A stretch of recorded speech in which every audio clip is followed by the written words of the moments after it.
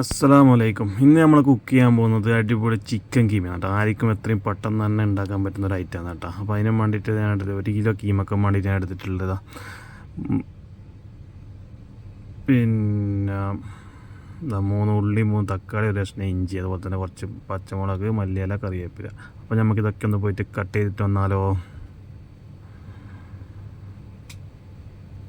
അപ്പോൾ ഇതാ cutting ready ആയി. ഉള്ളി മുറിച്ചു, തക്കാളി മുറിച്ച് വെച്ചിട്ടുണ്ട് ഒക്കെ. അതുപോലെ തന്നെ ഇഞ്ചി പേസ്റ്റാക്കി വെച്ചിട്ടുണ്ട്. അതുപോലെ തന്നെ പച്ചമുളക് ചെറുതായിട്ട് അരിഞ്ഞു, ഉള്ളി ഒക്കെ സെറ്റാണ്. ഇനി നമ്മൾക്ക് ഒക്കെ സെറ്റാക്കി വെച്ചിട്ടുണ്ട്. അതുപോലെ മല്ലിയിലയും കറിവേപ്പിലൊക്കെ ഒരു പാത്രത്തിലുണ്ട്. ഇനി അടുത്ത് നമുക്ക് പാത്രം തീ വെച്ചിട്ടൊന്ന് മെല്ലെ ചൂടാക്കാം. എന്നിട്ട് അതിലേക്ക് കുറച്ച് എണ്ണ ഒഴിച്ച് കൊടുക്കുക. പാത്രം ചൂടായതിന് ശേഷം ഒക്കെ എണ്ണ ഒഴിച്ച് കൊടുത്തുകൊണ്ടിരിക്കുന്നതാ ഗൈസ്. എണ്ണ കുറച്ച് ഒഴിച്ച് കൊടുത്തു. ഈ എണ്ണ കുറച്ച് ചൂടായതിന് ശേഷം നമുക്ക് അതിലേക്ക് അരിഞ്ഞ് വെച്ച ആ ഉള്ളി നമുക്ക് എന്താക്കാം, എണ്ണയിലിട്ടൊന്ന് ചെറുതായിട്ടൊന്ന് വാട്ടിയെടുക്കാം. ഓക്കെ,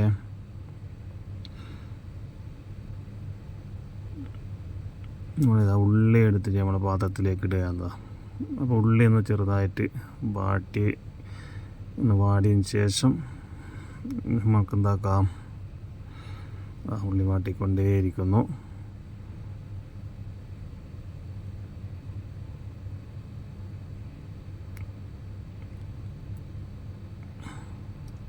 അപ്പോഴേ നമ്മുടെ ഉള്ളി അത്യാവശ്യം വെന്ത് കഴിഞ്ഞു. ഇനി നമുക്ക് അതിലേക്ക് നമ്മൾ മുറിച്ച് വെച്ചിട്ടുണ്ടായ തക്കാളി അതിലേക്ക് നമുക്ക് എന്താക്കാം, ഒന്ന് ചേർക്കാം.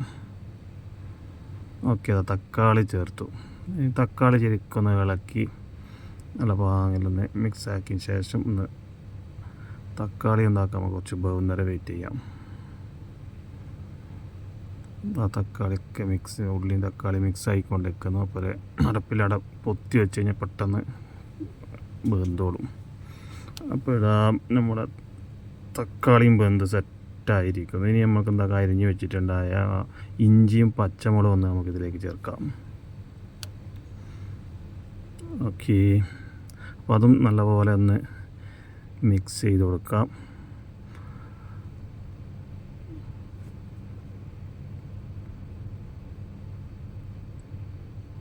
അതിനുശേഷം നമുക്ക് ഇതിനകത്ത് കുറച്ച് മസാലകൾ ചേർക്കാം.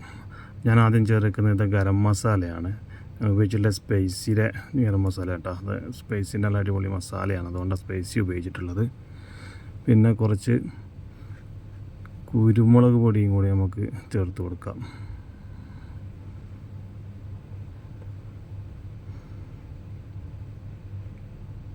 ഓക്കെ, കുരുമുളക് കുറച്ച് ചേർത്ത് കൊടുത്തു.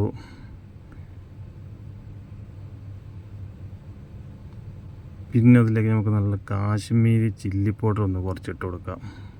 ഇതൊക്കെ ഞാൻ സ്പൈസിൻ്റെ മസാല കേട്ടോ ഉപയോഗിച്ചിട്ടുള്ള. സ്പൈസിൻ്റെ നല്ല ഒറിജിനലായിട്ടുള്ള നല്ല മസാല കിട്ടുന്നുണ്ട്, അതുകൊണ്ട് നമ്മൾ സ്പൈസി തന്നെ സെലക്ട് ആക്കിയത്.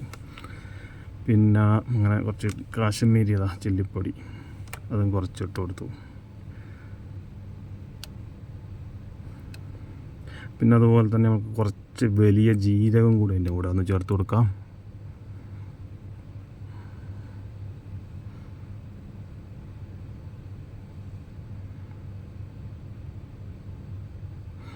അപ്പോൾ കുറച്ച് വലിയ ജീരകം ഇട്ടു. അതൊക്കെ കൂടിയിട്ട് നമുക്കൊന്ന് മിക്സാക്കി കൊടുക്കാം. നല്ലപോലെ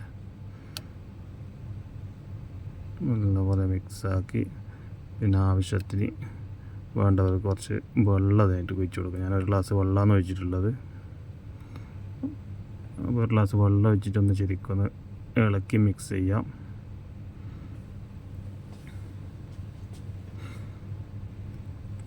നല്ലപോലെ ഇങ്ങനെ മിക്സാക്കി കൊടുക്കാം. അപ്പോൾ മിക്സിങ് അടിപൊളി സെറ്റായിട്ടുണ്ട്. ഇനി നമ്മൾക്ക് അടുത്ത് വെച്ച കീമ അതിലേക്ക് ഒന്ന് ഇട്ട് കൊടുക്കാം. ചിക്കൻ കീമ അതിലേക്ക് ഇട്ട് കൊടുക്കാൻ പോവുകയാണ് തിളച്ചതിന് ശേഷം. അപ്പം അതും നല്ല പോലെ ഒന്ന് ആ മസാലയിലിട്ടിട്ട് ശരിക്കൊന്ന് മിക്സാക്കാം. അടിപൊളിയായിട്ട് ഇങ്ങനെ മിക്സിങ് ആക്കി കൊടുക്കാം. എന്നിട്ട് അവിടെ പൊത്തി വെക്കാം. നമ്മളെ പാത്രത്തിലാണ് പൊത്തി വെച്ചതിന് ശേഷം അടിപൊളി സെറ്റായിട്ടുണ്ട്. പിന്നെ പാകത്തിന് കുറച്ച് ഉപ്പും കൂടെ ചേർത്ത് കൊടുക്കാം. ഒക്കെ അതൊക്കെ ഉപ്പ് ഇട്ടിട്ട് അടിപൊളിയായിട്ട് മിക്സാക്കിയിട്ട് സെറ്റാക്കി വെക്കാം. അതുകൊണ്ട് ഏകദേശം നമ്മളെ കീമ നല്ല മസാലയിൽ സെറ്റായിട്ടുണ്ട് കേട്ടോ. പിന്നെ നമുക്കൊരു അടപ്പ് അടച്ചാട് വെച്ച് കഴിഞ്ഞാൽ ചെറുതായിട്ട് ചെറിയ തീയിൽ വെച്ച് കഴിഞ്ഞാൽ പെട്ടെന്ന് അത് ചെറിയ ഇതിൽ വെന്തോടും. നല്ലോണം തീ വെച്ച് കഴിഞ്ഞാൽ അടിയിൽ കത്തിപ്പോവും, അത് ശ്രദ്ധിക്കണം. അങ്ങനെ പൊത്തി വെക്കാം ചെറിയ തീയിൽ.